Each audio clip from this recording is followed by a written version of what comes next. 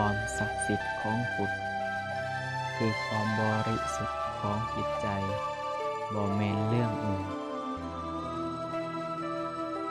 ศีลสมาธิและปัญญา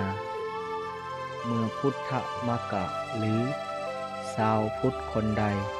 มีศีลอยู่ในดวงใจและมีสมาธิอยู่ในดวงจิตวิญญาณปัญญาก็จะเกิดขึ้นกับคนนั่นอย่างแน่นอน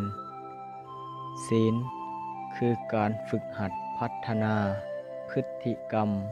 ที่แสดงออกในความสัมพันธ์ทางกายและวาจาสมาธิคือการฝึกหัดพัฒนาด้านจิตใจให้แน่วแน่ทุนเทียงมั่นคงนิ่งสงบบ่คลอนแคลน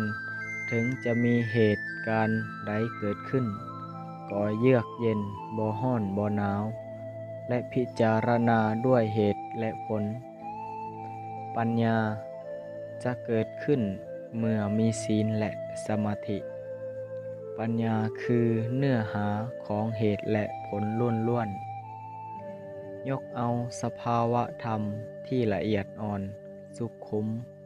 รอบคอบปราณีตลึกซึ้งขึ้นมาวิเคราะห์วิจัยนั่นคือเรื่องของปัญญาที่ต้องใช้ปีศาญาณอันลึกซึ้ง